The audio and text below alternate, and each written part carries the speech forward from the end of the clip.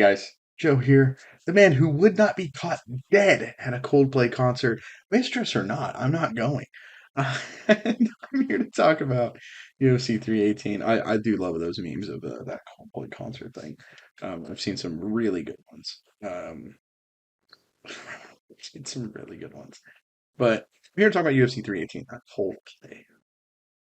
Um, so UFC 318. A card that was not very good on paper was some fun actually. It was a pretty fun little, it felt like almost like a fight night for like the most part to me, like in terms of like the names on the card until the main event. The main event did feel like a proper pay-per-view fight. But that said, can't really complain. I mean, I had a lot of fun regardless. Um, but let's talk. Let's get to the fights. There's a house in New Orleans. Main They event. We have call Dustin Poirier retirement fight it's against Max Holloway for the BMF belt. I personally wondered if Dustin won, would the BMF belt be retired again, or would it be retired with him, or would it get vacated again? Regardless, here we are. BMF belt, Dustin Poirier, Max Holloway 3. Dustin winning the first two fights. First fight when they were both very young. I think it was Max's UFC debut. He won with a mounted triangle armbar. And the second fight, and I think that fight, if I'm gonna take a wild guess here. You can correct me if I'm wrong, but if I remember right, that fight was on the prelims of Nate Diaz, or not Nate, excuse me, Nate Diaz, Carlos Condit. Um, but yes, so and the second fight was a main event for the interim lightweight title, which Dustin won by unanimous decision after winning the first three rounds and just almost punching himself out on Holloway. Kind of funny enough. But now Holloway looking to get a win in this trilogy match and put on a great show for Dustin's final fight. And honestly, Max really did put in some work early. He had two knockdowns early, one in round three, or sorry, excuse me, one in round one and one in round two. The third knockdown came in round two, getting one of his own, and of course he jumps for the gilly, which was pretty fun. But honestly, this fight was really good, very back and forth. I had it 2-2 going into the final round, but I want to stress this. If I was scoring it like a pride fight, where I score the whole fight, then I would be saying Max is the clear winner here. If that makes sense, I'm sure, like, if I'm just scoring round by round, then 10-10. But Max was winning the whole fight. Is kind of how that make or 20 or 20-20 or whatever. Two tens apiece. Math is not mathing. Uh, um, so it's kind of like that.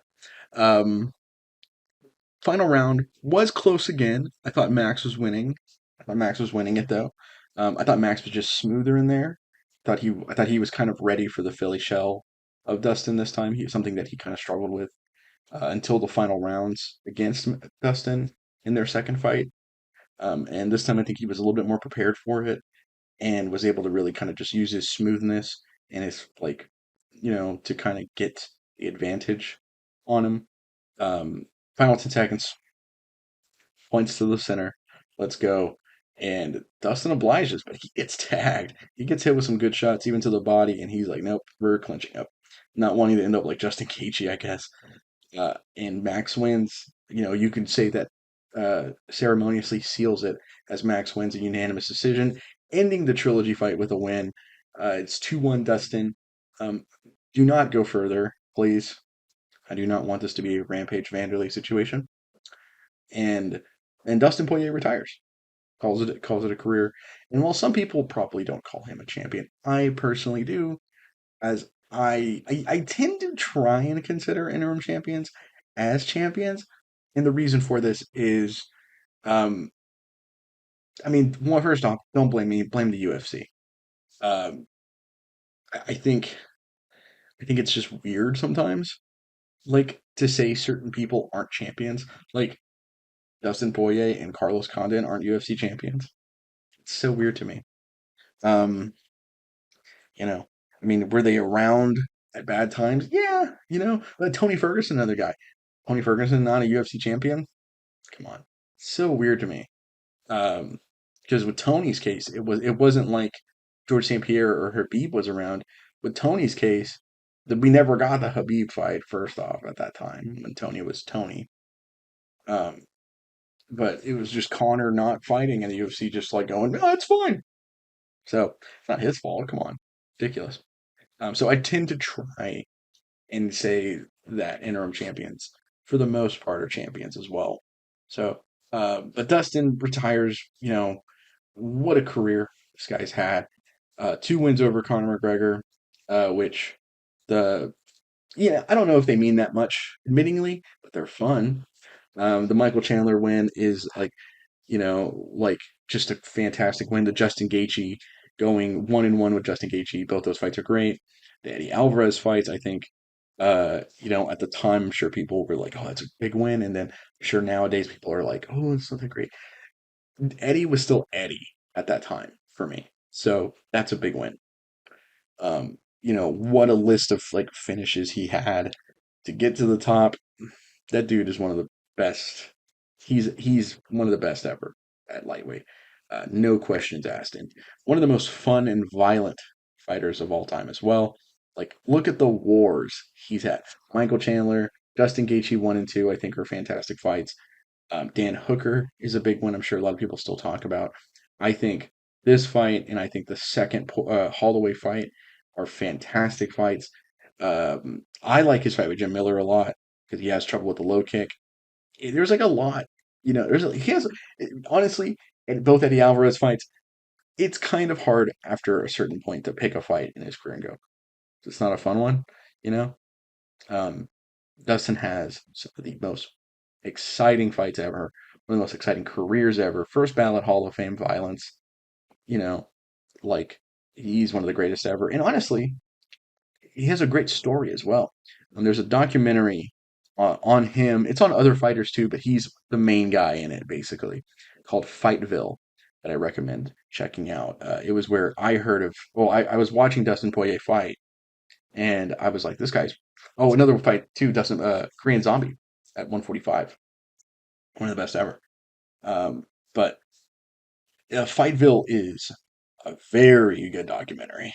It's a lot of fighters in Louisiana because they're at one of the gyms Tim Crater coaches at. So Tim Crater is in the UFC at the time, and Dustin's trying to get into the UFC. So it's a very interesting story. As Dustin was fat, he was like he was not on the documentary, but he was fat, had a bad attitude, always got into street fights, decided to lose weight and get into MMA. In his debut, Dustin Poirier's debut, he fights Josh Grisby, who don't POS in MMA history, but Josh Grisby was going to fight Jose Aldo for in the initial featherweight title fight.